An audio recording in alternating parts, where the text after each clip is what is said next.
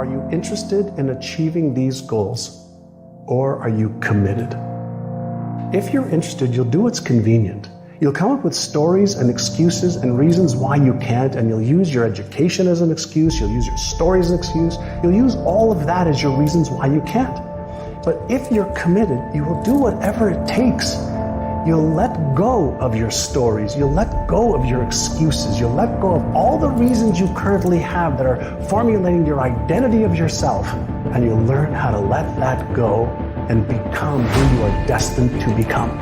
Think strategic all the time. Before any action or any inaction, ask yourself this question. Is this action going to make me stronger or weaker? Will this action move me toward the strategic long-term goals I am trying to achieve in my life? And do not lie to yourself. You have to tell yourself the truth. And the truth is, you have time. You have the skill, you have the knowledge and the support and the willpower and the discipline to get it done. You cannot get people to believe in your dream until you believe in it yourself. Nobody's going to put into your dream before you put in. You have to invest in what you dream for.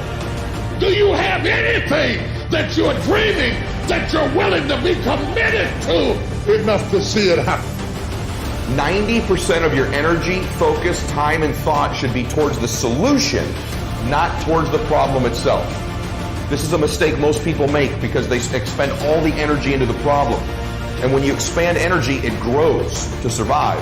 And the problem gets bigger and bigger and bigger and bigger, and the solution becomes more and more difficult.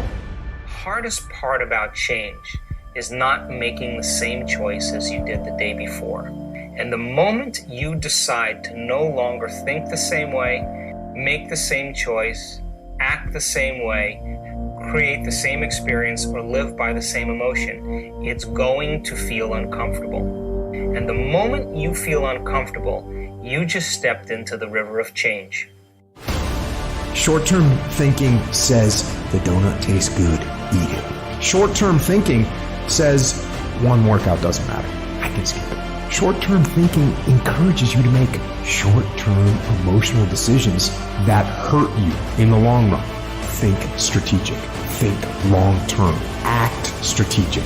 Take action that improves your long-term position and moves you toward your long-term goals. You need to win battles in order to win the war. You need to get out of bed, you need to run, you need to work out, you need to read and study and practice, and you need to do things that you don't necessarily want to do. Get out of your damn bed, get off your phone, and you need to go out there into the world and get after it. People think of freedom as the ability to implement your whim, and freedom opens up that as a possibility, but sustainable freedom, that isn't what it's about at all. It's primarily about responsibility. It's about determining which load you're going to pick up and carry. That's the proper definition of appropriate freedom.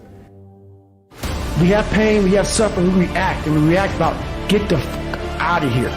It's those people who are able to control that feeling of flight and say, no, there's a way through this. It's going to end. It's going to end, but we don't know that. We don't think that. At that time, it's going to last forever.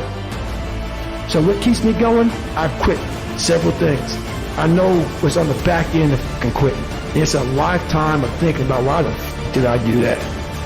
And I ain't doing that no more.